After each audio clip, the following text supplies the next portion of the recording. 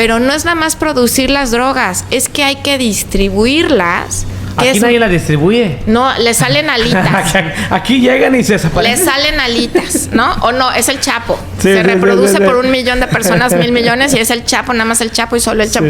Porque tú escuchas los reportajes en la tele y nunca hablan de estadounidenses involucrados. Entonces, yo lo que pregunto es, bueno, si los mexicanos narcotraficantes, porque aparte dicen que todos son mexicanos, lo dudo, pero bueno, son tan buenos para invadir a un país como están invadiendo Estados Unidos, entonces Estados Unidos, la conclusión puede ser que es un país débil. Sí. ¿No? Sí. Qué fregones estos narcotraficantes que pueden entrar a un mercadazo como el de Estados Unidos sin que la autoridad estadounidense pueda hacer nada al respecto. ¿No? Están, cuando declaran suena como que estoy impotente, ¿no? Páralos. A ver. No, es que no los puedes parar porque están coludidos, evidentemente, con autoridades y actores locales, porque los mercados las fuerzas del mercado son casi imposibles de detener. Cuando existe demanda y oferta, es muy difícil. Señor Sergio García, fíjate que tengo problemas con mi window tinting ahorita, Sergio. Se me está despegando. ¿Cómo, pinche Temo? No me puedes decir eso, güey. Tienes que ir con los mejores del mercado, Primos Auroglass, carnal. Ellos te atienden y te dan el mejor servicio y la mejor calidad aquí en la ciudad de Oklahoma, brother. Lo bueno que tiene hasta 3 locaciones, güey. En el norte los puedes encontrar en la 3429 Northwest 23. Acá en el sur los puedes encontrar en el 2238 Southwest 29 Street en la ciudad de Oklahoma City. En Edmond los puedes encontrar en la 2700 South Broadway Extension. Señores, la mejor calidad, el mejor trato, el mejor servicio. No pueden equivocarse. Bienvenidos, señoras y señores, a un episodio más de su podcast preferido, Quinto Elemento. Hoy estamos igual de manteles largos otra vez. Cerramos la temporada pasada con un episodio muy bueno donde se nos abrieron las puertas del cónsul de aquí de Oklahoma City y la gente tuvo una muy buena respuesta a ese episodio y quisimos abrir nuestra 4ª temporada porque ya vamos para 4 años aquí en Oklahoma City con este podcast y solamente quiero agradecerle aquí a la señora Edurne Pineda otra vez por aceptar la invitación, por abrirnos otra vez las puertas, porque en el episodio pasado mucha gente nos dejó muchas preguntas. También nos dejó muchos muy buenos comentarios hacia su persona. Que una persona muy preparada, una persona muy profesional, donde los mexicanos merecemos esto. Aunque no estamos en nuestro país, pero hay una persona que nos atienda fuera de nuestro país con las ganas y con el profesionalismo que ustedes lo hacen aquí en el Cónsul de Oklahoma, se les agradece mucho. Y por eso decidimos abrir la 3ª temporada aquí con ustedes y hacerles unas preguntas que la gente nos dejó y que ustedes pues nos digan todo cómo nos pueden ayudar. Uy, claro que sí, Robert. Gracias, al contrario, gracias por estar aquí. Yo nada más decirte una cosa, no sé, le echamos muchas ganas, estamos muy entregados y nos sentimos profundamente orgullosos de representar a nuestro país y de servir a esta comunidad. Y yo muy contenta de encabezar este equipo y me gustaría cada vez que vengas invitar a alguien más de nuestro equipo para que los vayan conociendo, porque no soy yo nada más, sí, ¿verdad? Y como te decía, somos 36 integrantes en el consulado, 6 de la carrera diplomático consular, ahorita 5 porque una persona causó baja, va a venir su reemplazo pronto, pero entonces ahorita somos 5 de la rama diplomático consular y 30 empleados locales. Entre ese equipo al ratito se va a unir el cónsul adscrito Carlos Padilla, que es el deputy cónsul, o sea, el segundo de a bordo. Pero ahorita está conmigo el vicecónsul Claudio Uribe. Que es el encargado del Departamento de Asuntos Comunitarios. Entonces tenemos el Departamento de Documentación, que es muy grande, al que más gente atiende. Tenemos, que es ahí la vicecónsul Angélica Flores, encargada, algún día la tendremos aquí también. Tenemos al vicecónsul Víctor Reina, que es informático regional y me ayuda también con algunos temas administrativos, redes y todo lo que son sistemas, y también apoya en documentación. Está el cónsul adscrito Carlos Padilla, que lo vas a conocer, Claudio Uribe de temas comunitarios, y el otro gran departamento es el de protección, que es donde ahorita está vacante, pero ya viene una sustituta. Entonces, bienvenidos otra vez a esta su casa y encantados de que haya preguntas y que las podamos tocar en este podcast para beneficio del público. Del público, sí. Digo, Claudio, bienvenido.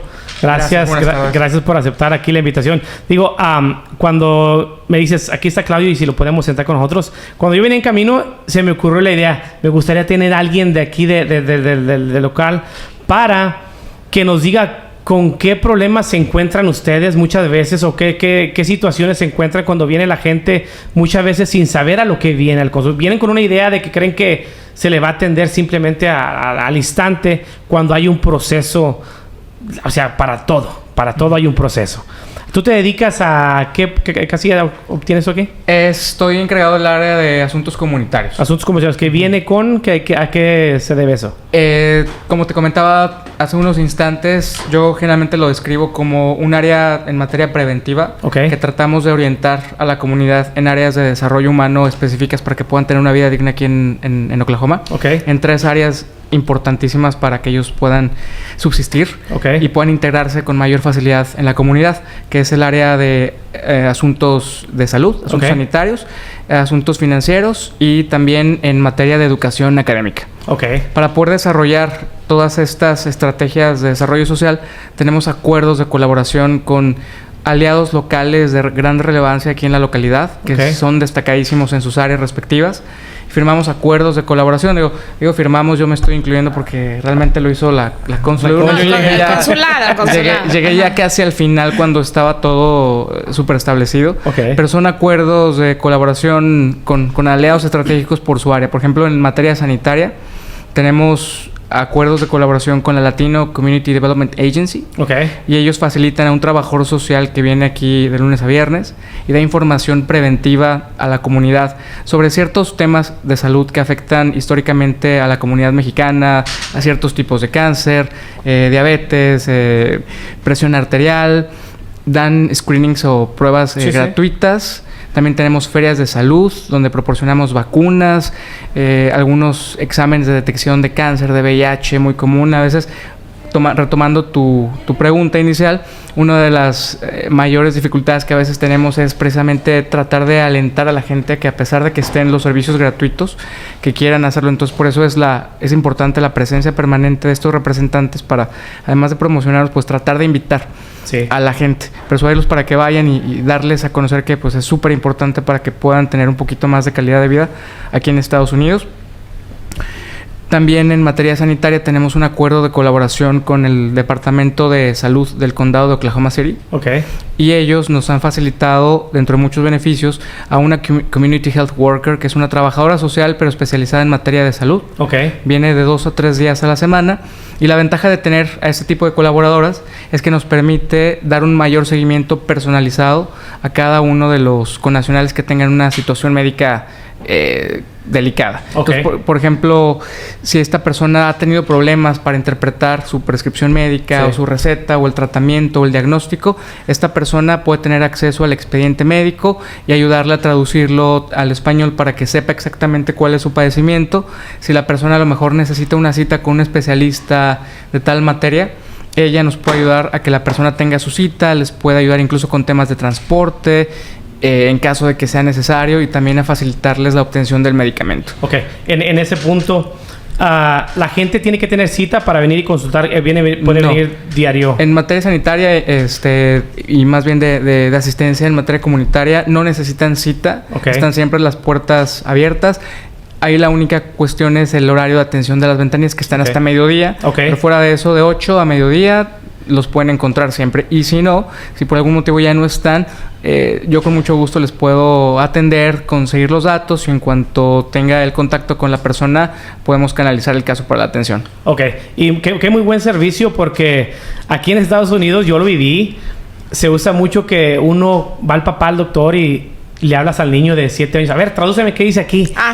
Y totalmente, o sea, un niño, ponle que está aprendiendo el idioma, pero no te va a traducir los papeles médicos como se debe. O sea, ¿y qué buen servicio tienen ustedes aquí? Yo, por ejemplo, tengo seguro médico, gracias a Dios, y ya llevo muchos años trabajando en Estados Unidos, entonces entiendo más o menos cómo funciona el sistema. Aún así, cada vez que tengo que sacar una cita médica, digo, Dios mío, qué problema. A mí me parece muy complicado el sistema de salud en Estados Unidos.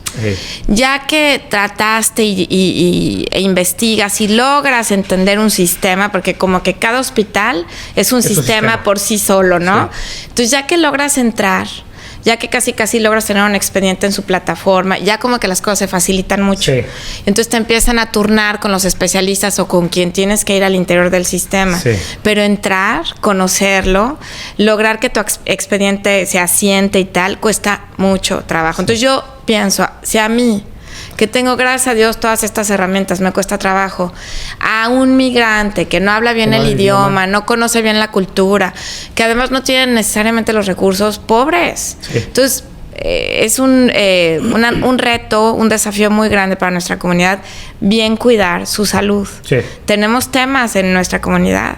Tenemos problemas de que no nos cuidamos como deberíamos y es muy importante el tema de la salud porque sin salud, Robert, no hay nada. No hay nada. Entonces aquí estamos pues a través de estas herramientas que comentaba Claudio, todos los días tratando de motivar a nuestra comunidad para que hagan ese esfuerzo, se animen a cuidarse, sí, a investigar, a dar el paso que hay que dar para poderle dar seguimiento a tu salud y a la de tu familia. Sí, ¿no? Muy importante la salud en la persona de uno.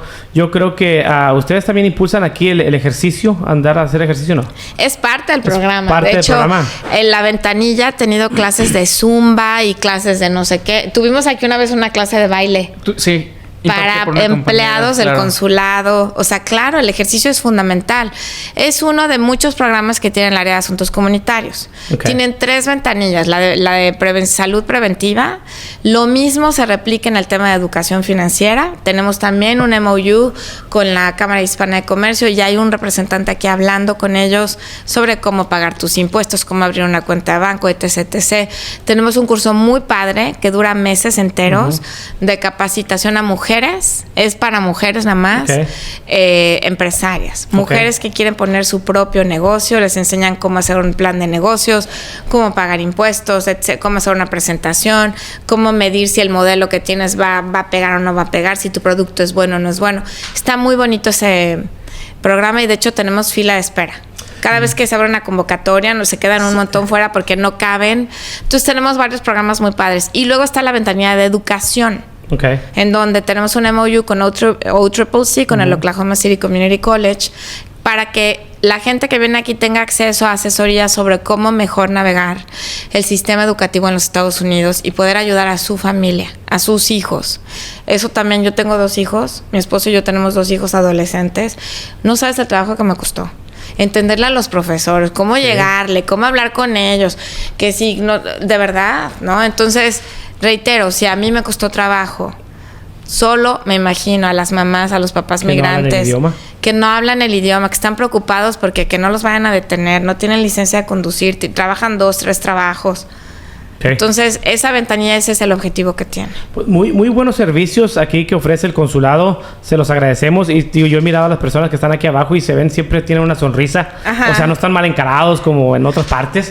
O sea, gracias a Dios tienen muy buena disposición para hacer su trabajo. Voy a empezar con la primera pregunta que nos hizo el público ahí en el episodio. La importancia que es tener la doble ciudadanía mexicana, ya sea que el niño nació de este lado y lo quieras convertir a mexicano. Claro. ¿Cuáles son los beneficios de convertir y de tener las doble ciudadanía? Pues yo te diría, beneficios todos y perjuicio ninguno. Ajá. Hay por ahí entre el público la idea, algunas personas tienen la idea de que si eres ciudadano estadounidense no puedes tener otra nacionalidad, lo cual no es cierto.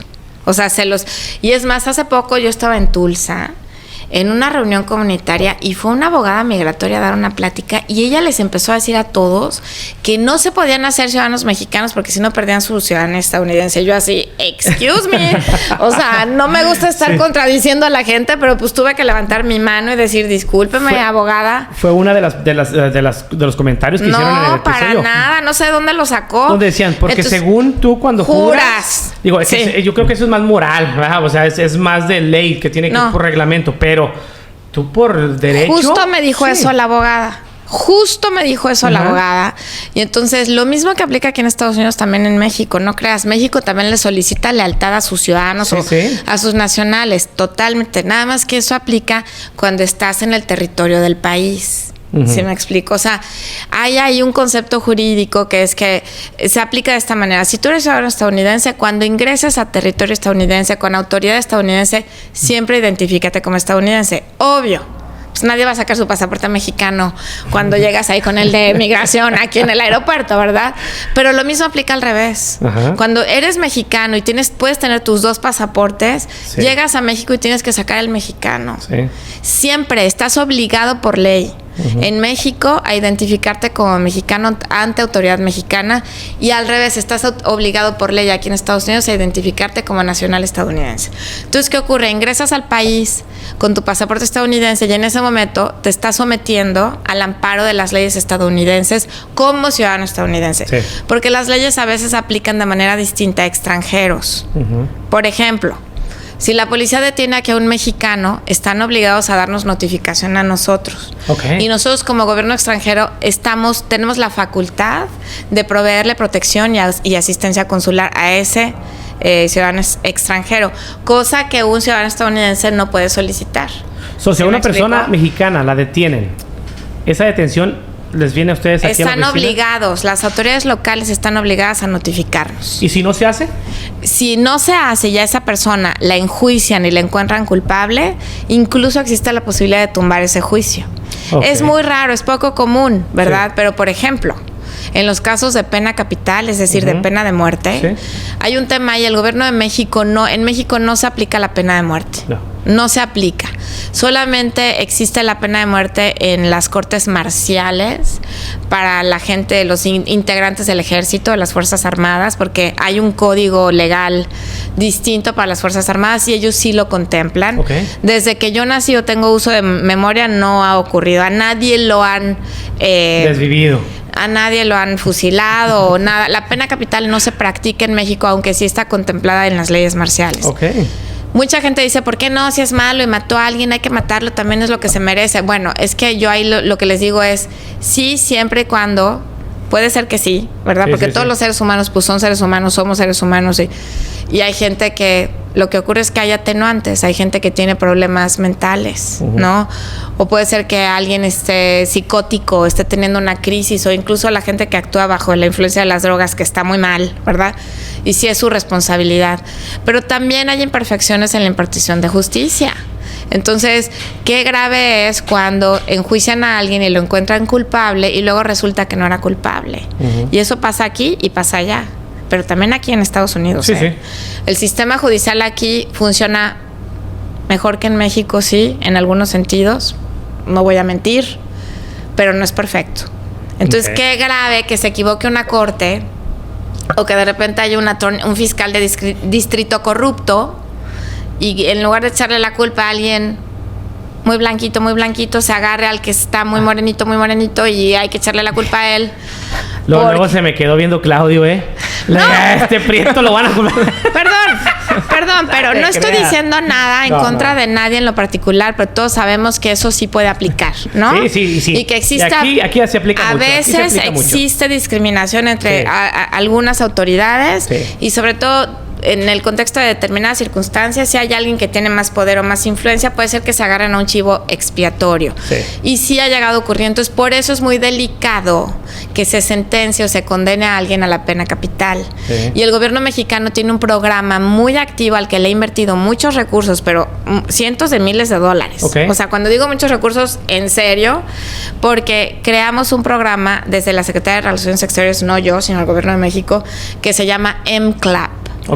Y consiste en que el gobierno de México contrató los servicios de un despacho de abogados de expertos aquí en Estados Unidos en materia de pena capital. Y entonces, ¿qué hacen los abogados? En cuanto se identifica que hay un caso de alguien que potencialmente pueda recibir la pena de muerte, el gobierno de México manda abogados especialistas en la materia a que apoyen a los abogados de oficio que tienen estas personas, para que los coacheen en el transcurso del juicio, con el fin de llegar a una negociación con el fiscal de distrito y que no se condene a la persona a la pena capital. Ahorita tenemos aquí en Oklahoma un caso. Okay. No puedo dar datos personales, desde luego, pero se trata de un connacional, un nacional mexicano indocumentado, por cierto, que sin dar datos entró ni decir si es hombre o mujer, pero un connacional, una connacional, indistintamente de género, entró en disputa con otra persona mexicana, por cierto. Y se sentía amenazada esta persona por la otra persona y en una disputa la mató. Entonces, puede llegar a ocurrir. Sí. Que hasta en defensa propia, ¿no? O sea, alguien que te esté asediando, pero lo están acusando, a esta persona le están acusando de homicidio en primer grado. Entonces, aquí en Oklahoma, como todos ustedes saben, sí existe la pena capital. Entonces, el gobierno de México ya está actuando y justo ayer hubo una audiencia en la que estuvo el cónsul adscrito, no te puedo dar detalles, pero acompañando el proceso con un abogado de MCLAP que vino de otra ciudad de los Estados Unidos a acompañar al connacional y a su abogada. Tiene una abogada de oficio. Él no le está pagando, sino que la corte se la puso. Entonces, sí, y nosotros, ¿cómo nos enteramos de este caso? Nos debió de haber notificado la autoridad. No te voy a decir si nos notificó o no. Nos enteramos del caso, empezamos a apoyar, pero en caso de que el juez encontrase culpable al connacional mexicano y nosotros no hubiéramos podido haber acompañado en el proceso porque no sabíamos, esa sentencia la puede tumbar. Se cae. Un abogado, porque no cumplió el gobierno de los Estados Unidos con la notificación consular.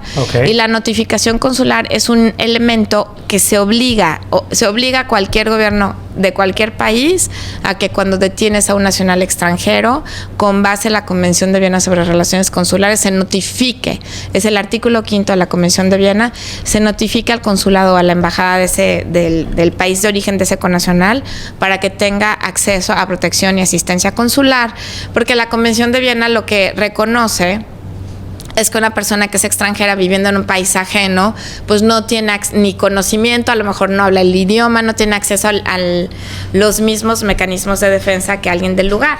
Entonces, bueno, volviendo al tema de por qué puede ser el tratamiento distinto, este es un ejemplo que te pongo. Como ahí, ¿no? Sorry por interrumpir. En esa situación, si alguna persona es detenida, ¿tiene que ser con proceso de muerte para que ustedes intervengan? Por cualquier detención, ustedes tienen que ser notificados. En cuestión de que esta persona esté ya enjuiciada en la cárcel, ¿los familiares pueden venir a hablar con ustedes para que chequen ese caso o qué es lo que pasa ahí? Sí, el gobierno de México invierte recursos para apoyar, acompañar a los connacionales cuando los casos lo ameritan. ¿No? Si alguien, por ejemplo, comete un delito y no está en peligro de pena de muerte, pues nosotros no, el gobierno de México tampoco es que intervenga para detener la impartición de la justicia. Sí. Pero es en casos sensibles como este que te comento. Existen casos en los que ya hubo una sentencia de pena de muerte y el gobierno de México entró para tratar de tumbar esas sentencias alegando, o sea, con el argumento de que no hubo notificación consular y diciéndole al juez, si hubiese habido notificación consular, nosotros podríamos haber acompañado a nuestro connacional en todo el proceso y muy probablemente no hubiese habido una sentencia capital. ¿Por qué? Porque si tú tienes una buena representación legal, pueden haber atenuantes en el proceso. Un buen abogado le dice al juez o al jurado, bueno, sí, el señor o la señora mató, pero es que ella estaba siendo acosada, asediada por esta persona, o es que tiene enfermedades mentales, o es que esto... Intervenir para que se atenúe la sentencia, pero si no hay esa intervención, pues la sentencia es la peor. Entonces, en esos casos que se determinan sensibles, si el gobierno de México entra, hemos tenido éxito en muchos casos como gobierno de México a lo largo de las décadas, y qué bueno, porque eso ayuda, y yo te puedo decir que las autoridades locales en Estados Unidos, este es un sistema muy benévolo, en el sentido de que tiene muchas fuerzas positivas que agradecen que hayan actores como el gobierno de México, porque lo único que hace nuestra intervención es hacer que el sistema sea más justo, que sea más equitativo. No es que queremos ir en contra de las leyes, ni defender a gente que es un delincuentazo, no. Lo que queremos es que haya justicia, ¿no? Entonces, pero bueno, ya me desvié. Estábamos hablando de lo de la doble nacionalidad. Pero te decía yo, sí es muy importante que cuando te identificas ante la autoridad migratoria de un país digas, yo soy mexicano y en este momento me someto a las leyes mexicanas como nacional de este país, y lo mismo ocurre cuando ingresas a Estados Unidos. Pero para nada hay problema si son ustedes ciudadanos estadounidenses y se hacen mexicanos. Cero. Pueden tener 2 pasaportes, estadounidense y mexicano, en su bolsa, llegan, hacen check-in en el aeropuerto aquí en Oklahoma City, enseñan al estadounidense, la señorita de la aerolínea, ¿cómo va a entrar a México? Aquí está el mexicano. Sí. No les preguntan a los ciudadanos estadounidenses porque no necesitan visa. Ahora bien, si compran su boleto como mexicano, se ahorran el impuesto, que es como de $30 y tantos. Okay. Si ponen que son mexicanos cuando están comprando su boleto. Entonces, ingresan a México, enseñan el pasaporte mexicano al de migración mexicana, y cuando regresan a Estados Unidos, en el counter, ahí donde hacen el check-in con la aerolínea, sacan los 2 pasaportes. Yo entré como mexicano, pero voy a regresar a Estados Unidos como estadounidense. Ok, entonces ya la señorita te toma el que necesita y te registran. No pasa nada. Igual con el de migración aquí. Igual. O sea que no tiene nada de malo, y hay gente que tiene 2, 3, 4... Sí. Acaban de liberar unos prisioneros en un intercambio, no sé si lo viste en las noticias. Okay. Intercambio de prisioneros rusos con algunos prisioneros estadounidenses, alemanes, no sé si te enteras. No. Acaba de regresar un estadounidense que es reportero del Washington Post, y lo detuvieron en Rusia hace como 1 año y medio. Me enteré de la detención, pero no me enteré de la que ya lo estaban acusándolo de espionaje. Ellos dicen que no es cierto, yo la verdad creo que no es cierto, ¿no? De esas veces que lo detienen injustamente. Bueno, ya hubo un intercambio de prisioneros. Uno de los que regresó, que llevaba 2 años y medio detenido en Rusia, es un señor que se apellida Whelan, que es ex-marine. Lo detuvieron también con cargos de espionaje injusto, según ellos.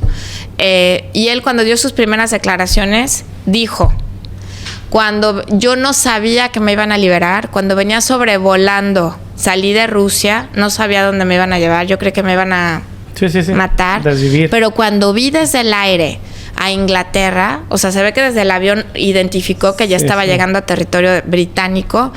Entonces creí que de verdad me iban a liberar, porque yo soy ciudadano británico, ciudadano canadiense, ciudadano estadounidense y ciudadano no sé qué más dijo, 4.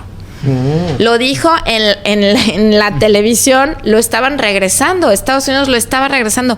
Negoció con el gobierno ruso su liberación, hicieron intercambio de prisioneros. Entonces, se los pongo como un ejemplo ya así extremo para que vean que no es cierto.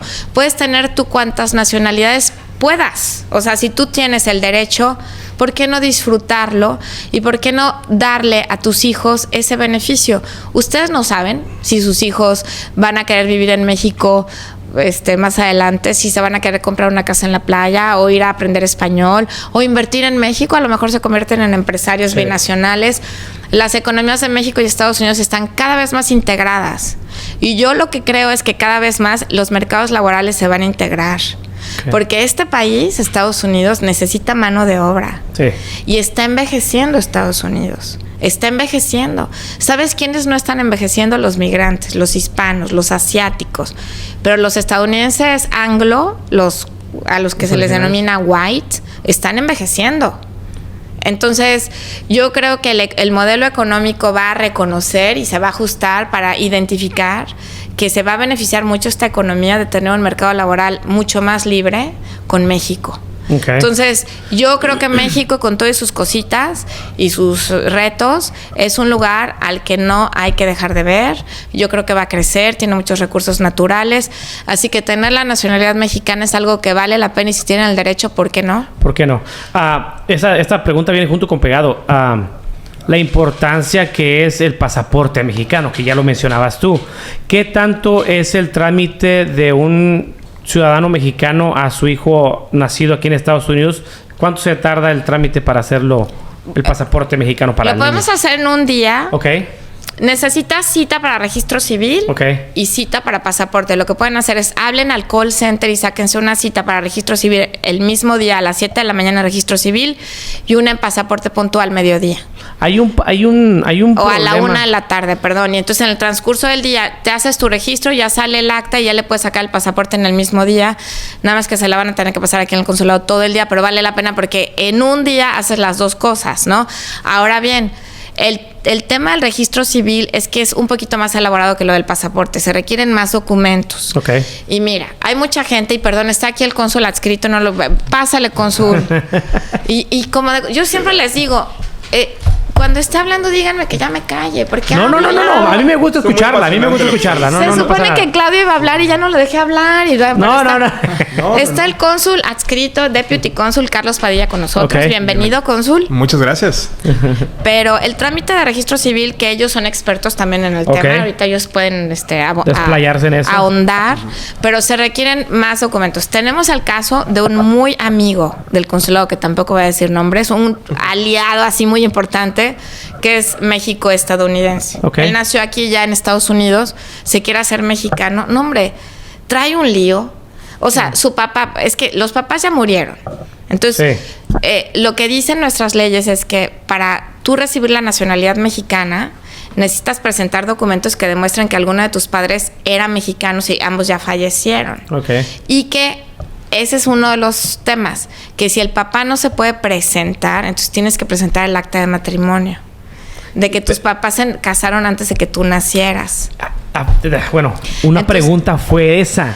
Una señora nos dijo, yo quiero sacarle el pasaporte mexicano a mi hija, pero mi ex esposo ya falleció y él era el mexicano. Pero estuvieron casados. Sí.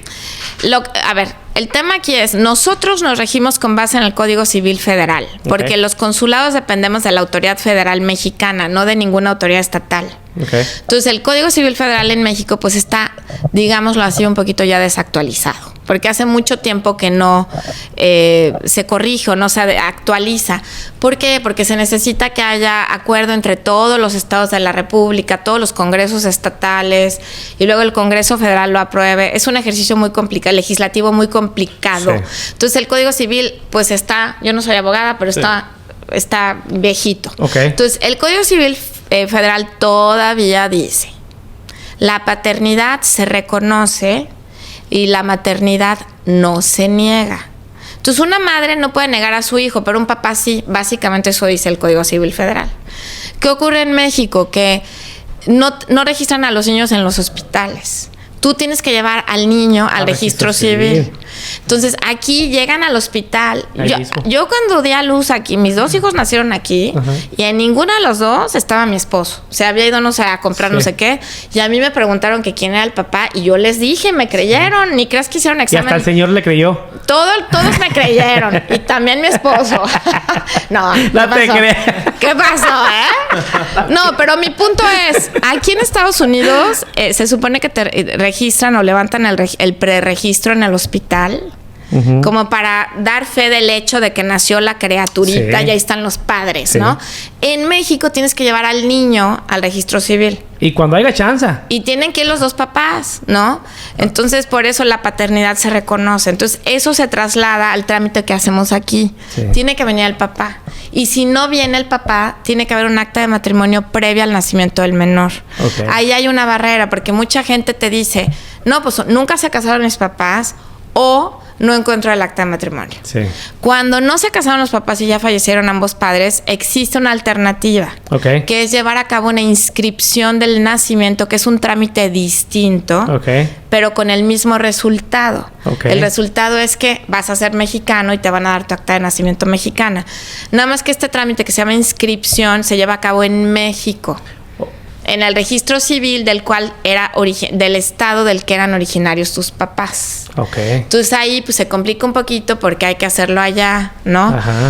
Pero voy a regresar al ejemplo que te estaba comentando de nuestro amigo muy querido. Sus papás ya fallecieron. En su acta, la de él, el papá viene con un nombre. En el acta de nacimiento mexicana del papá viene con otro. Y en el acta de matrimonio viene con otro. Muy común. Sea, 3 nombres diferentes. Entonces no hay manera, porque además el papá ya se murió. Entonces ahí lo hemos estado analizando y ya llegamos a la conclusión de que lo único que puede hacer es, en el registro civil estatal de donde eran originarios los papás, hay que hacer la corrección del acta de nacimiento del papá y tal, para que pueda hacer la inscripción allá. Es un caso complejo, pero no todos son así.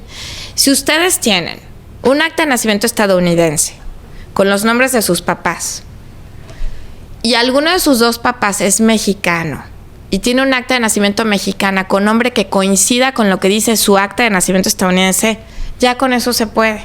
Si falta el papá, se necesita acta de matrimonio. Okay. Pero si su papá puede venir, ya con eso se puede. E identificaciones con foto de ambos padres, si las tienen. ¿Sí me explico? O sea, no está tan complicado. Ahora bien, hay que revisar los documentos. Entonces, saquen su cita y pueden mandar sus documentos a registro civil, a información OKL. Puede aparecer el correo electrónico abajo en la pantalla. Sí. Información okl@sre.gov.mx. Pueden mandar sus documentos, se los revisamos antes de su cita, para que el día que vengan a su cita sí proceda el trámite. Okay. Y si sí procede, ese mismo día les damos su acta, y ese mismo día, con una cita ya tardecito, tipo 12:30, 1, se pueden sacar su pasaporte. Ahora bien, ¿qué necesitan? Primero su acta y ya luego se pueden sacar el pasaporte, porque mucha gente me habla o nos habla y nos dice, yo quiero mi pasaporte mexicano, pero todavía no han hecho el trámite del registro. Entonces, primero te tienes que hacer mexicano y eso genera un acta de nacimiento mexicano y con base en eso tramitas tu pasaporte. Todo eso se hace aquí. Todo eso se hace Todo se hace aquí. Todo eso se hace aquí. Mencionaban lo difícil que es agarrar la cita. No, no es difícil. Aquí no. En este no es difícil agarrar cita. Aquí hay citas de registro civil permanentemente también. ¿Pueden, personas de cualquier estado? Sí. Puede venir a hacer su cita, sí, porque sí he tenido varios comentarios donde diferentes estados, y hay uno que no me gustó mucho, pero que no sé a dónde se pueda quejar esas personas, donde, y lo he escuchado varias veces, donde estaban vendiendo las citas para los consulados, que en ciertos lugares... ¿Pero quién las vende? ¿Alguien del consulado? No quiero decir si alguien del consulado, pero yo creo que como que llaman a un número y ahí te dicen, no, pues te cobro tanto por hacer una cita. Sí, eso hay mucho, Robert. Son los gestores. Ajá. Pero los gestores existen porque la gente les paga. Sí, es lo que yo digo. O sea, si se deja de hacer eso, pues sí, se le va a acabar el negocio. O sea, lo único que tiene que hacer el usuario es él solito hablar y él hacer la cita al 424-309-0009. Okay. Es un call center. Si tú marcas, entra la llamada, pero además puedes hacer la llamada vía WhatsApp. Puedes poner ese teléfono como si fuera un contacto en tu teléfono y empiezas a mensajearte y haces tu cita vía WhatsApp. Okay. O incluso hay una plataforma por internet que la verdad a mí no me gusta, es más complicadita. Okay. No se las recomiendo. Hablen más el número o hagan el mensaje por WhatsApp y saquen su cita. ¿Qué ocurre? Hay consulados como Dallas que siempre se les acaban las citas porque tiene muchísima demanda. Entonces hay gente que se especializa en estar al pendiente de cuándo se abren los calendarios. Y que ahí es donde puede entrar el negocio. Pero ¿sabes qué? Que para hacerte yo una cita como gestora, tú me tienes que dar tu acta de nacimiento. Sí. ¿Y cómo se la van a andar dando cualquiera? Exacto. Entonces no nada más les pagan, sino que les dan datos personales. Entonces ya te estás yo les diría, cuando me dicen nunca hay citas, perdón, con todo respeto, no es cierto. Aquí siempre hay citas. No es que es muy difícil. Bueno, a lo mejor llamó una vez y estaba ocupado, vuelva a llamar. Intente 2, 3 veces y verá que sí puede. No es muy difícil. Okay. No es muy difícil. Cuesta trabajito, sí, un poquito, pero no es para tanto, ¿no? Yo le sugiero evitar gestores. Sí. Porque no queremos compartir nuestra información personal con gente a la que no conocemos. Sí, exactamente. No queremos tirar a la basura $50 y luego los gestores dicen, ahí está tu cita y ¿qué creen? Que vienen aquí y la cita no es buena. No es buena. Sí. Y los engañan. Ya te cobraron. Entonces, hablen y sí podemos atender a cualquier persona de cualquier punto de los Estados Unidos, nada más que cuando vengan, si no cumplen con los requisitos, no vamos a poder proceder con el registro. Sí. Entonces, mejor saquen su cita y manden los documentos como les comenté para que los revisemos y vengan a la segura. Porque ha sucedido. Yo creo que a la hora que tienes que presentarte aquí en el consulado, tienes que estar seguro que traes todos los documentos, porque después haces un coraje en la ventanilla. Te digo, a mí me ha pasado donde dices, chin, se me olvidó, pero vamos a ver si me dan chance. Pues que no es que a ver si te dan chance. O sea, es un documento legal que estás requiriendo y pues requiere todos estos papeles. ¿Ustedes aquí en el consulado tramitan la CURP? No. ¿Quieren contestar eso? Por favor.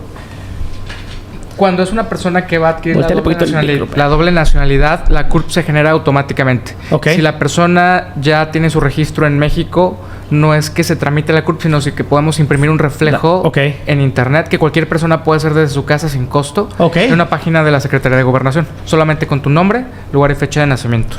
Imprimes aquí tu certificado de CURP. Sí. Okay. ¿Algo más que quieras agregar? La página es Consulta CURP y aprovecho esta oportunidad para señalar lo que es la CURP y lo que no es la CURP. Sí. La CURP no es una identificación. Okay. La CURP no es lo mismo que el número de seguridad social estadounidense. Es algo público. Okay. Todo lo que tienes que hacer es entrar a consultacurp.gov.mx, metes tus datos, como mencionaba el cónsul Claudio, y te va a arrojar tu CURP. Lo imprimes. También es muy importante mencionarlo porque hay personas sin escrúpulos que, como la gente cree que es algo muy valioso y que es algo inalcanzable, cobran mucho dinero por entrar a esta página y hacerlo. Algo que hacemos nosotros de manera rutinaria. Ahorita en mi oficina estaba revisando 3 casos y por rutina revisé la curva de los 3 casos en lo que estaba escuchándolos a ustedes. Es algo muy, muy sencillo. Ok. Ahora bien, ahí sí me permiten. O sea, Claudio te dio un ejemplo de cuando se genera un registro de nacimiento aquí, como eres un mexicano nuevo, nuevecito, aunque tengas 50 años, estás nuevecito, el sistema te genera tu CURP. Ok. ¿No? Ahora, ¿qué pasa con los mexicanos como yo? Yo tengo 50 años. Cuando yo nací en México, no te daban tu CURP en automático. Okay. Vino después un ejercicio del gobierno para crear este número de identidad a nivel nacional llamado CURP, clave única de registro poblacional. Entonces crearon un órgano de gobierno que depende de la Secretaría de Gobernación que se llama Registro Nacional de Población para, con base en los registros de todos los registros civiles en el país, irle generando a cada mexicano su CURP. Porque antes no se llamaba CURP, se llamaba CRIP. Efectivamente. Las actas de nacimiento tenían una CRIP. Entonces luego se empezó a derivar una CURP. Entonces ha sido un proceso que ahorita ya está muy sistematizado, pero antes no. Antes tampoco existía una base de datos nacional de actas de nacimiento. Es un esfuerzo relativamente reciente que hizo el gobierno de México a partir de 2016, más o menos 2015. La Secretaría de Gobernación le dio dinero a cada uno de los estados de la República para que invirtieran en subir las actas que tenían en sus registros al sistema. Entonces, retroalimentar esta gran base de datos a nivel nacional para que en una sola base de datos estuvieran todas las actas de nacimiento. Y es por eso que ya los mexicanos podemos desde los consulados comprar nuestra acta. Ya la podemos comprar en internet.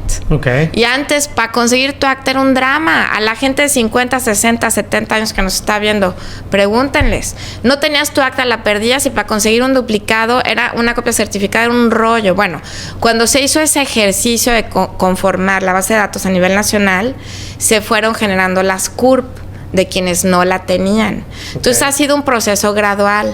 Entonces, en ese proceso ha habido gente a la que no le han subido su acta al sistema, porque hay todavía... O sea, no todos pueden agarrarla. Ya la mayoría, pero hay unos poquitos, quizás el 15, 20% que no, más o menos. Antes era al revés. Antes solamente el 20% estaban arriba y nosotros hemos ido viendo cómo poco a poquito la base de datos se ha ido consolidando. ¿Qué dijeron? Pues los de 70 para arriba ya no están. No, fíjate.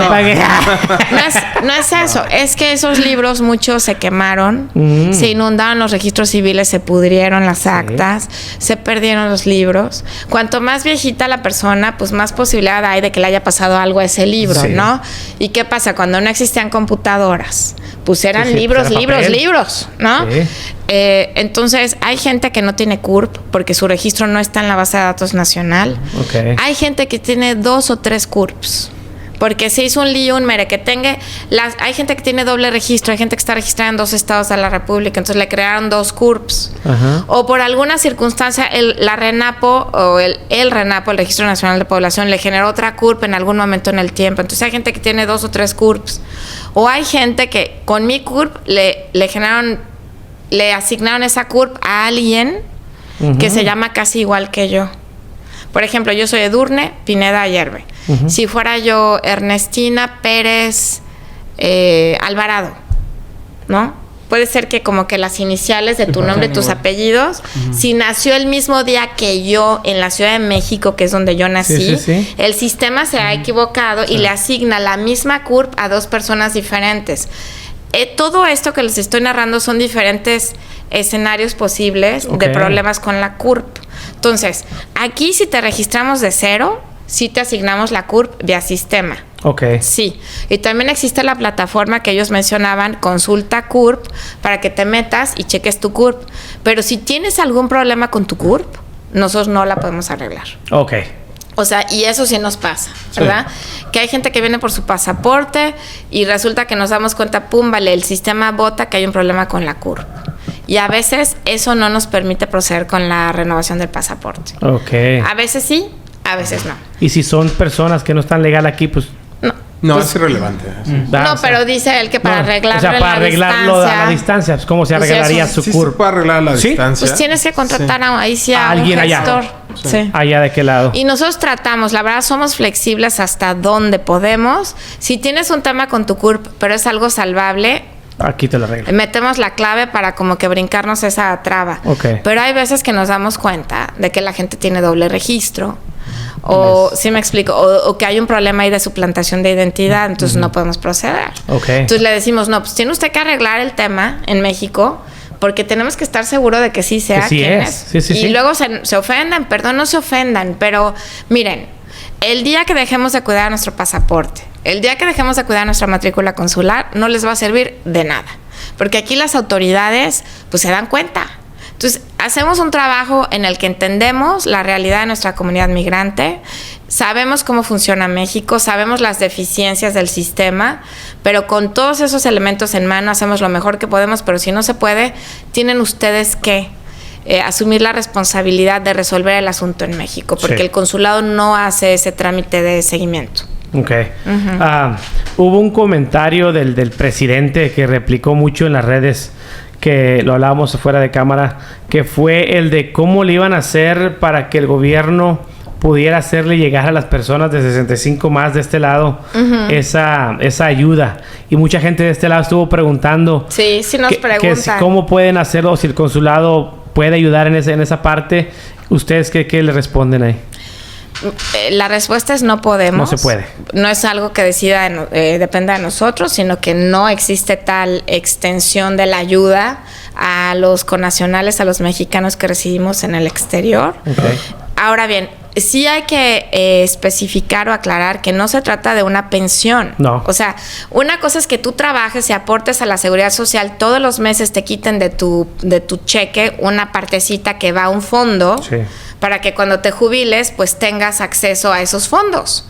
Eso es distinto porque es un derecho que tú has ido generando en el transcurso de los años. Y por eso hay gente que trabajó en México, está pensionada, se viene a vivir a Estados Unidos, sigue recibiendo su pensión en una cuenta en México y tiene que venir al consulado cada 6 meses a hacer pase de revista. Okay. Para que nosotros demos fe de que sigue viva esa persona y entonces la pensión siga estando firme, sigue estando vigente. Okay. ¿Sí me explico? Eso es diferente. También le pasa a los ciudadanos estadounidenses. Ellos pueden dar paso de revista aquí en el consul. Sí. Ok. Sí. Todos los pensionistas. Ok. El IMSS tiene un sistema, el ISSSTE otro, Banjército otro, varía un poco, pero si tú eres pensionista de alguna institución que no tiene ningún sistema, te expedimos un certificado verde en hoja valorada para que tú lo puedas enviar y te lo toman como bueno. Okay. O sea, la fe que da el consulado es válida en todo México. Okay. ¿No? Ahora, lo mismo aplica para los ciudadanos estadounidenses que se van a vivir a México, que cada vez hay más, Sí. O sea, Puerto Vallarta se está llenando. Fox News dice que México está en guerra. No está. Yo acabo de regresar de la Ciudad de México. Está padrísimo, la verdad. Y andas caminando en la noche, en el día, y no te sientes inseguro y no te pasa nada. Hay ciertas zonas en el país en donde sí hay problemas, sí, lamentablemente, pero la mayoría del país no tiene problemas. La gente va. Dime el número de turistas que van a México todos los años. Y cuando te enteras de que les pase algo, cuando llega a ocurrirle algo a alguien, lamentablemente, es verdaderamente, si te vas a los temas estadísticos, es mínima la posibilidad de que te pase algo si eres turista, ¿no? Sí. Y está creciendo mucho la comunidad de expatriados estadounidenses, muchos jóvenes, así como tú, que empiezan a hacer teleworking y se van a vivir a México y trabajan en la distancia. Pero también muchos jubilados que aquí aportaron toda su vida a la seguridad social estadounidense, ya que llegan a su edad de retiro, tienen derecho a que se les dé un pago mensual y el gobierno estadounidense se lo sigue depositando en su cuenta de banco aquí. Ellos se van a vivir a Puerto Vallarta y no sé cómo le hagan ahí los estadounidenses para checar que la gente siga viva, la verdad, ahí no sé. Pero eso es una cosa diferente porque tú aportaste a lo que está ocurriendo actualmente con el gobierno en México, que tomó una decisión el gobierno de México de dar apoyos sociales directos a la población en territorio nacional es una medida para atenuar la pobreza, ¿no?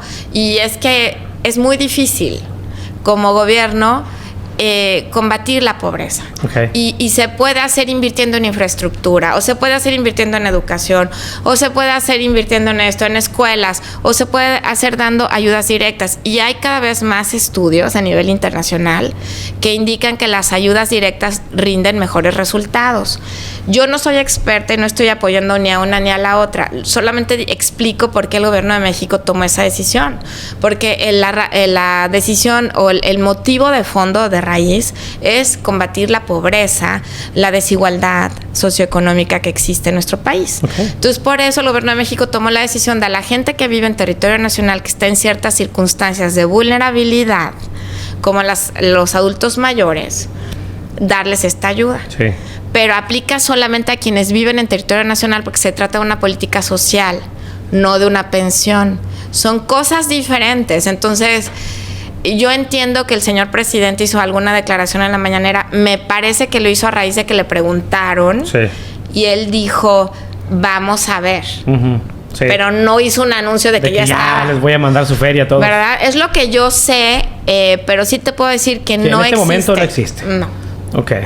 Okay. No sé si tengan ustedes algo más que agregar. No. ¿Están de acuerdo? Sí, todavía no. ¿O estás en desacuerdo? No. Si traes dinos. Somos 2 contra 2, díganle. Él con frecuencia está en desacuerdo, está bien. No, pero cuando es así lo digo. Y no, creo que todo está muy bien. Efectivamente, hay que diferenciar entre un derecho adquirido y un derecho una política ayuda que es para que funcione dentro de un territorio. Estados Unidos tiene políticas de las dos maneras. O sea, es como si un ciudadano estadounidense quisiera recibir el apoyo de estampillas de alimento mientras vive fuera de territorio estadounidense. Pues exactamente. Quiero food stamps para poder comprar mi súper en Puerto Vallarta. No lo haces. Eso aplica nada más aquí, ¿no? Una pregunta que nos hizo un oyente ahí de YouTube también.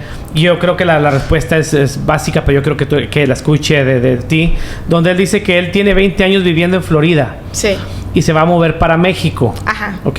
Y sacó su pasaporte mexicano ahí en Florida, en el consulado de Florida. Pero cuando regrese, se va a regresar a Canadá. Y quiere pedir una visa.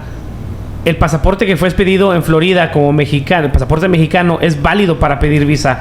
Sí, en cuestión de pedir, ¿right? O sea, se va a regresar a México y va a aplicar en México para una visa canadiense. Sí, totalmente válido. Right? Sí. Ese es el mismo pasaporte, validez. Pero fíjate que sí es una pregunta válida porque los sistemas de expedición de pasaportes recién se integraron. Ok. Y hasta hace muy poco, 3, 4, 5 años, muy poco, se expedía un tipo de pasaporte en el exterior distinto al que se expedía en México. Ok. Incluso en el exterior, en determinados consulados, punto en Europa y en África, se expedía un tipo totalmente de pasaporte diferente al que expedíamos aquí en Estados Unidos. Es decir, los sistemas cuando se actualizan, no siempre se actualizan de jalón. A veces se actualizan o casi siempre se actualizan de manera gradual porque es muy complicado. No nomás México, Estados Unidos igual, ¿eh? Yo sé que Estados Unidos de repente expedió un pasaporte si estabas en territorio estadounidense y en las embajadas de repente otro y luego ya empezaron a consolidar. Ahí lo que ocurre es que los estadounidenses empezaron a consolidar la expedición de pasaportes en centros así como nacionales, a donde llegan los expedientes que captan en los diferentes consulados, ahí los revisan, expiden el pasaporte y los regresan a la embajada o al consulado para que te lo entreguen, pero la embajada y el consulado no los expide. Entonces, cuando tienes centros de expedición consolidados, es más fácil hacer las actualizaciones en sistemas. ¿Qué ocurre con los consulados de México en Estados Unidos? Cada consulado es un centro de expedición. Y eso tiene la enorme ventaja de que tú llegas aquí con una cita y en 2 horas ya tienes tu pasaporte en la mano. En 2 horas. En cambio, si tú vas a un consulado en donde no es centro de expedición, pues checan tus datos, arman el expediente, como cuando eres estadounidense y vas a la oficina de correos. Y lo reciben y lo mandan al centro de expedición y luego te llega por correo a tu casa y a veces llega con errores. Sí, es muy tarde. Y entonces, ¿qué haces? Pues, ¿qué problema? ¿Lo tienes que volver a hacer? Ok, entonces la pregunta era muy válida del señor. Era muy buena pregunta. Ok. Muy buena. Yo creo que los pasaportes los dan que por 5 Según lo pagues. Según lo pagues. Puede ser por 3, 6 o 10 años. Ok. Para mejor percepción del señor, si ya lo tiene el de 10 años, si pone que lo pagó 10 años... No debe tener ningún problema, porque ya todos son pasaportes electrónicos. Okay. Sí, tenemos 2 años y medio con esta nueva versión. Todos. O sea, aquí ya expedimos el mismo pasaporte que se expide en México. Entonces, el pasaporte que obtuve en Consulmex Miami debe de serle válido en México durante toda su vigencia sin problema. Ok. Sí. Muy buena pregunta del señor y pues qué bueno que le respondimos. Y para muchas personas yo creo que tenían la misma duda. Claro, porque ellos en la práctica se enteran de casos. Luego había veces, qué pena, o sea, les estoy contando los peores casos, pero había veces en los que la impresora, o sea, era un sistema viejito de pasaportes, que lo tenías que imprimir con ciertos materiales. De repente esos materiales ya se descontinuaban. Entonces pero tú todavía tenías las libretas anteriores. Así nos llegaba a pasar en los consulados. Los querías imprimir y como los insumos habían cambiado, ya no salía bien la impresión del código de barras. Y luego le llegó a pasar a alguna persona. De verdad, son poquitos casos, pero sí. Pero suceden. Mi punto es que los entiendo. Entiendo cuando la gente hace preguntas de esta naturaleza, porque sí ha llegado a ocurrir. De repente le pasaba a la gente que pasaba por migración en algún país y no leía el código de barras, el pasaporte o no. Sí. Y entonces se quedan atorados. Sí. O sea, sí llega a ocurrir. Son los cambios de sistema. Pero ya estamos en México, ya estamos uniformes y los pasaportes que expedimos los consulados, sobre todo en Estados Unidos, son la última versión. Sí. Ok. Una pregunta, y eso lo abordábamos en el episodio pasado, y esto es un poquito ya más canijilla. Sí. El tráfico de armas hacia México. O sea, ese es un punto donde de este lado, aquí en Estados Unidos, nos juzgan porque mandamos X o Y cosas de allá para acá, para Estados Unidos. Pero hay una situación donde todos los carteles de México, muchas personas de aquel lado se están beneficiando de las armas que se producen aquí en Estados Unidos. Y si no me parece, hace unos meses, escuché donde el gobierno federal de México estaba haciendo una demanda contra una de las fábricas de aquí de Estados Unidos porque encontraron todas las armas que ellos hacían aquí, estaban allá. O sea, es un problema muy, muy grave donde no se habla mucho de este lado porque no les conviene. Pero, o sea, tenemos que ser realistas donde México sufre de eso. ¿Sí? Mira, ahorita van a decir ellos, pero este tema a mí me apasiona porque claro que México tiene problemas, pero yo llevo muchos años viviendo en Estados Unidos y yo creo que Estados Unidos también. Y lo que no me parece que sea saludable para nadie es seguir alimentando esta retórica de que los mexicanos tienen la culpa de todo, México tiene la culpa de todo, cuando es exactamente lo contrario. Cuando México es un aliado natural indispensable para los Estados Unidos, de verdad. Yo veo a los narcotraficantes mexicanos, con todo respeto para los señores narcotraficantes mexicanos. Con todo respeto para ustedes, señores. Con todo respeto, señores criminales, como empleados de los criminales estadounidenses. Así yo lo veo. Para mí es un mercado. Así como del mercado que había en la primaria a la que yo iba, donde se vendían dulces y los niñitos, lo mismo. Hay mucha demanda aquí. Allá está la oferta porque existen las condiciones de quizás debilidad institucional que permiten. Lo que pasa también es que, como decía don Porfirio, nadie aguanta un cañonazo de $1,000 o qué decía don millones. De $1 millón. Nadie aguanta un cañonazo. Don Porfirio decía, nadie aguanta un cañonazo de $1 millón cuando andaba tratando ahí de convencer a algunos generalotes de que le ayudaran, ¿no? El problema con las drogas es que el profit, la utilidad que obtienen los narcotraficantes o toda la gente que está involucrada en este tema es tan grande que son cantidades de dinero que pueden corromper a cualquier autoridad. O casi a cualquier autoridad en casi cualquier país. Hay narcotráfico en todo el mundo. Entonces, aquí en Estados Unidos hay igual o más que en México, perdón. Pero no es nada más producir las drogas, es que hay que distribuirlas. Aquí nadie las distribuye. No, le salen alitas. Aquí llegan y se desaparecen. Le salen alitas, ¿no? O no, es el Chapo. Se reproduce por 1 millón de personas, 1,000 millones, y es el Chapo, nada más el Chapo y solo el Chapo. Porque tú escuchas los reportajes en la tele y nunca hablan de estadounidenses involucrados. Entonces, yo lo que pregunto es, bueno, si los mexicanos narcotraficantes, porque aparte dicen que todos son mexicanos, lo dudo, pero bueno, son tan buenos, para invadir a un país, como están invadiendo Estados Unidos, entonces Estados Unidos, la conclusión puede ser que es un país débil. Sí. ¿No? Sí. Qué fregones estos narcotraficantes que pueden entrar a un mercadazo como el de Estados Unidos sin que la autoridad estadounidense pueda hacer nada al respecto. ¿No? Cuando declaran suena como que estoy impotente, ¿no? Páralos. A ver, no, es que no los puedes parar porque están coludidos, evidentemente, con autoridades y actores locales, porque las fuerzas del mercado son casi imposibles de detener. Cuando existe demanda y oferta es muy difícil. Sí. Es lo mismo que con los flujos migratorios.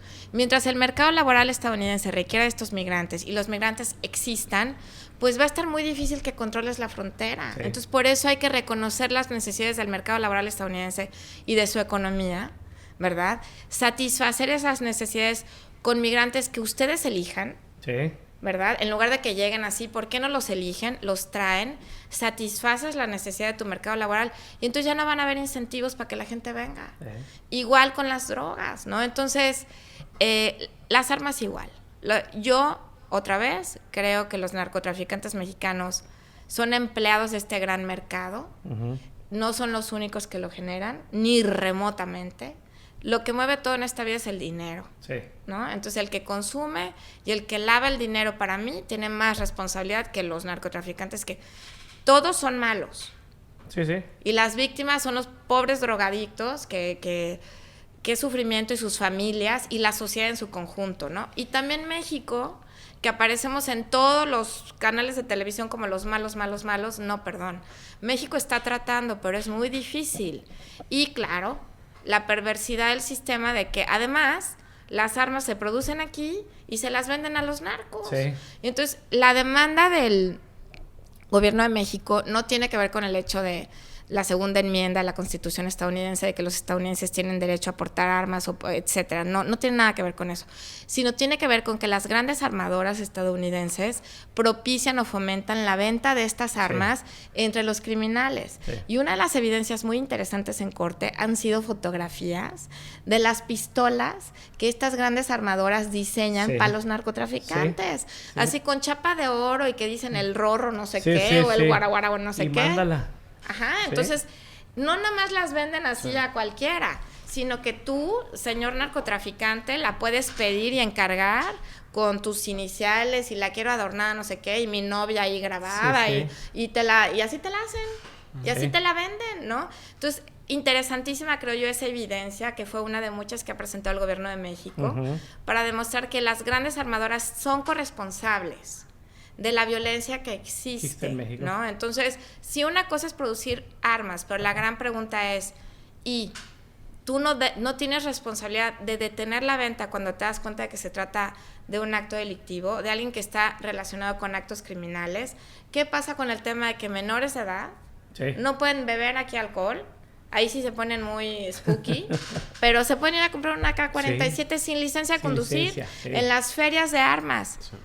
¿Sí o no? A mí sí me hace tan sorprendente cuando vas a la State Fair, que está la feria de armas, y que tú miras a chavitos escogiendo pistolas, te digo yo.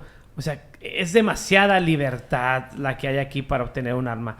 Yo estoy a favor de que cada persona como individuo tengamos el derecho de portar y de cuidar nuestra vida, pero ya cuando no pones un límite de edad o de ¿cómo se dice?, de estudio o de entrenamiento a la persona que va a ser posesora de un arma, o sea, ya sí me hace como un poco también, pues no bueno. Y creo que el otro tema es lo del récord criminal. El récord. Que ni siquiera le checan a la gente si tiene récord criminal o no. Pero el gobierno de México no se mete en esos temas de política doméstica, política interna, pero sí lo que estamos haciendo en esta demanda es decir, mira, tus acciones están afectando directamente a mi país, ¿no? El tema de seguridad en México.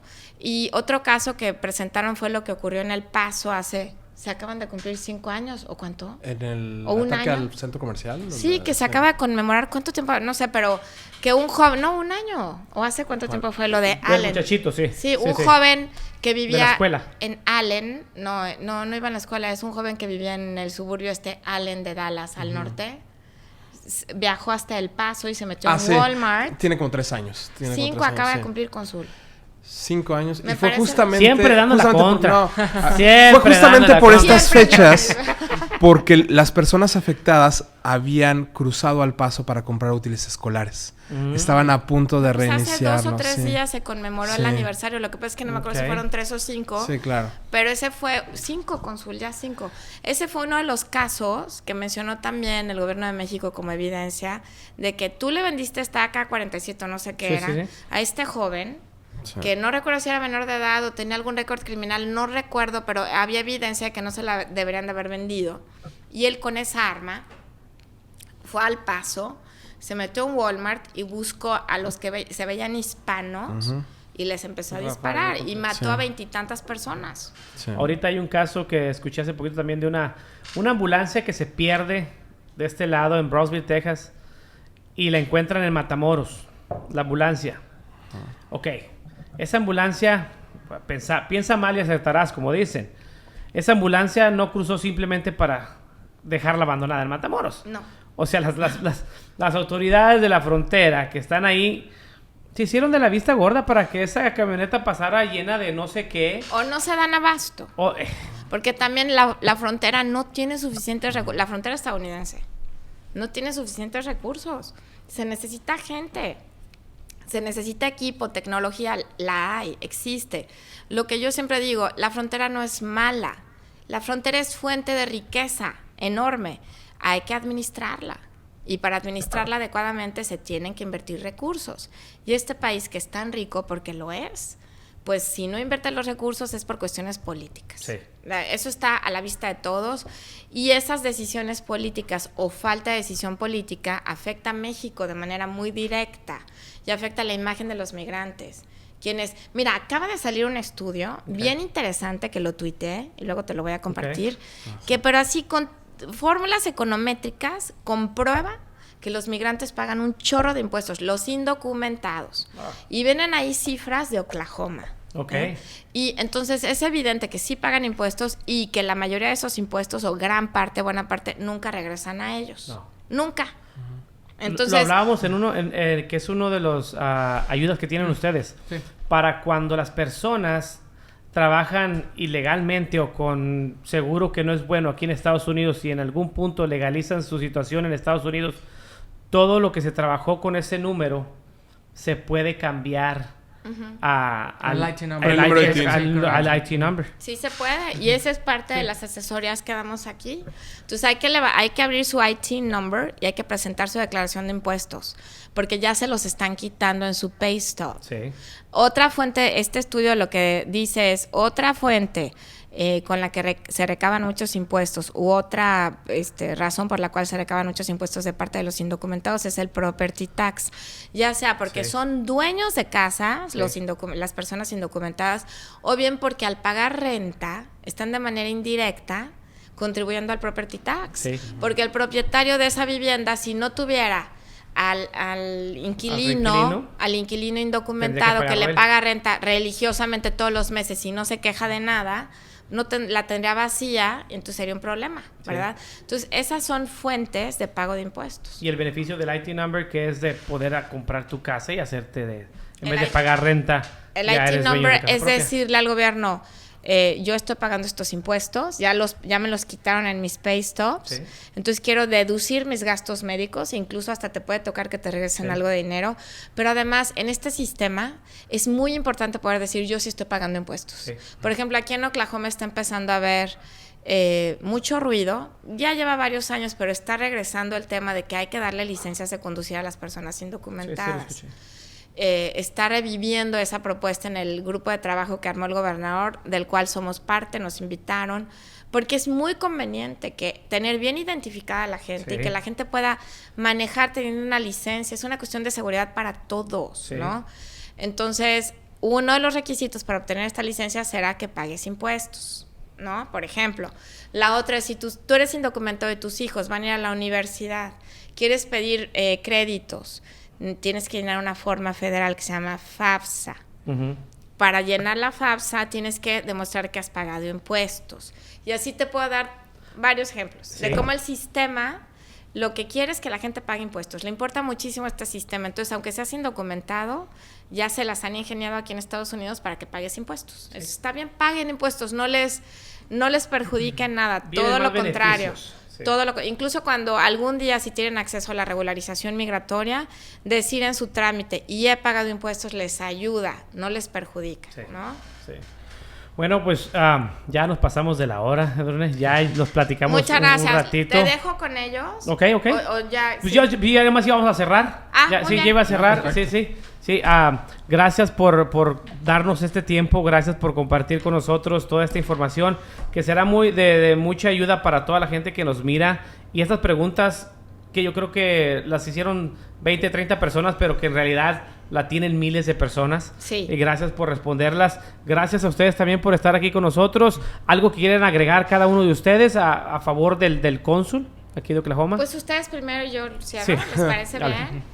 No, sí, lo que él diga, porque si no va a ser contra. Va a decir, no, primero usted, cónsul. Lo que somos es un muy saludable balance. Sí, exacto. Somos dos sí. brazos de la misma balanza. Es todo. Y de esa forma los mexicanos tienen lo mejor de dos opiniones. Eso. Entonces, pues, digo, bienvenidos siempre en la casa de los mexicanos. Estuve escuchando un poco lo que la cónsul les platicaba. Evalúenlo. Compártanlo. La gente no sabe que existen estos programas. Sí. La gente tiene de repente miedo de acercarse al consulado. Por razones que me superan. No sé qué es lo que creen que van a enfrentar al venir a su casa. Pero al tener miedo, al dudar, complican la situación. Y muchas veces llegan casos en donde hubiéramos podido ayudar mucho más si la gente se hubiera acercado desde el principio. Recientemente he tomado la responsabilidad del Departamento de Protección. Y las cosas que vemos en el Departamento de Protección muchas veces son soluciones sencillas, elegantes, que pueden hacerse con la ayuda de los magníficos programas que tiene el gobierno mexicano. Entonces, no tengan miedo, acérquense, nadie les va a hacer nada. Aquí a nadie se le pregunta su estatus legal, a todos los tratamos por igual y tenemos todo este universo de servicios para ustedes. Listo. Bueno, si es en el sentido de a favor del consulado, yo profundizaría tal vez un poco más en cuanto a lo que comenta el cónsul Padilla también de tener confianza de venir al consulado, que la gente se sienta receptiva de que aquí puede seguir una segunda casa fuera de su país, que sientan ese cariño como mexicanos, que también nosotros les podemos dar el abrazo, de que siempre la intención es ayudarles, buscar la alternativa más flexible que la ley nos permita para que obtengan su trámite de manera satisfactoria. Y sobre todo también algo que me caracteriza mucho, es tratar de decirle a la comunidad de lo afortunados que somos de tener ser representados por la cónsul Edurne, que tiene más de 20 años de experiencia en temas consulares y que con mucha pasión y compromiso afectivo hacia la comunidad representa los intereses de los mexicanos aquí en la manera en la que yo creo que nadie, me consta, lo hacen en el país. Entonces, recalcar ese punto, porque sí nos lo dejaron saber en el último episodio, donde nos echaron muchas flores por la cónsul que tenemos aquí en Oklahoma. Gracias. Donde se nota profesionalismo, se nota la disposición para ayudar a nuestros connacionales, y la verdad sí se le agradece. No, hombre, gracias a ustedes, es el privilegio de mi vida y me encanta, además, me encanta. El trabajo que tengo se me hace padrísimo. Antes de que nos vayamos, hay un dato que les quiero compartir. A ver. Porque estamos en este grupo de trabajo con el gobernador y cada vez que vamos compartimos datos muy buenos, ¿verdad? Sí. La verdad, somos los que más datos compartimos. No le digas a nadie que te... Pero estudiamos y hacemos búsqueda de datos que son relevantes para contraatacar el discurso negativo que hay en contra de los migrantes. Entonces, un dato creo que es muy importante, máxime el contexto de elecciones a nivel federal.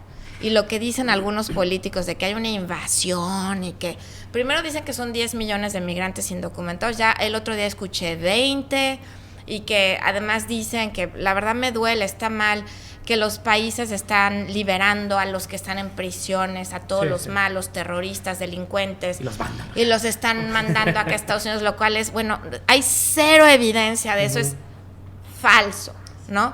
Pero yendo a lo de la invasión y los números, acaban de salir estudios muy serios y verificables de que en 2100, de que los flujos migratorios indocumentados están en porcentajes normales, aún ahorita, si te vas al tema histórico, ¿no? Y es que hay que irse a porcentajes, no te puedes ir a términos absolutos porque la población de Estados Unidos ha venido creciendo de manera constante. Entonces, lo que hoy día es un 4%, pues no era lo mismo en términos absolutos que en 1820, ¿no? Pero en términos porcentuales, el porcentaje de la población nacida en el exterior es más o menos la misma. Ha variado 2, 3, 4% en el transcurso de las últimas 2 décadas. No es mucho. Pero la población indocumentada en los Estados Unidos en 2007 era del 4%.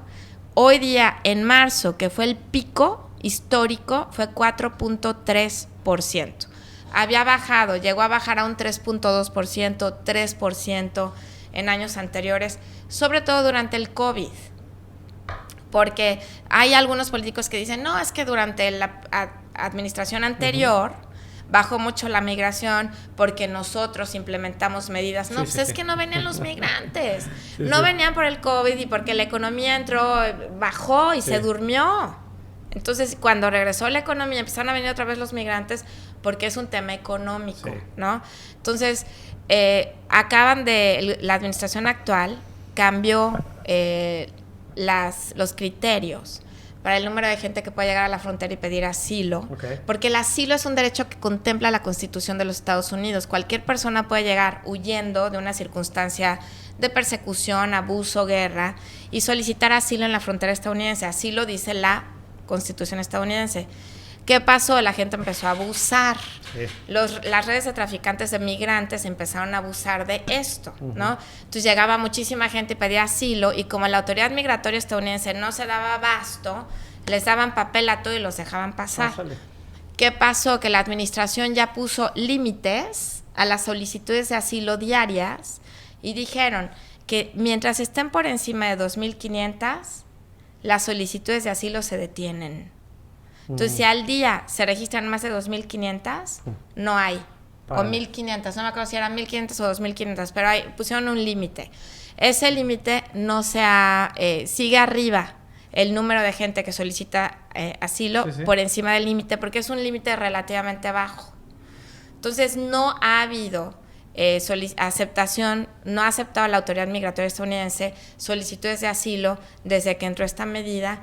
Y los flujos migratorios indocumentados han caído 300% desde diciembre del año pasado a junio de este año. Es importante que lo sepan, porque ni hay invasión, porcentualmente hablando, no es cierto que Estados Unidos está siendo invadido, muchísimo menos es cierto que la gente indocumentada que viene es delincuente, pero además han caído dramáticamente los cruces indocumentados por 2 razones. Una, esta medida que les comentaba del gobierno actual de que puso límite a las solicitudes de asilo, y la otra, porque el gobierno de México está ayudando un montón y está deteniendo a los migrantes indocumentados desde antes de que lleguen a la frontera. Entonces, México otra vez, aliado de los Estados Unidos. Claro, hay razones políticas, hay negociaciones como en todo, pero México es un aliado indispensable para los Estados Unidos. Así que los dejo con esas cifras, porque cuando les digan que Estados Unidos está siendo invadido, no es cierto, no es cierto, no es cierto. No es cierto. Señoras y señores, gracias por haber estado con nosotros, por haber escuchado esta muy buena plática, y recuerden, coman frutas y verduras.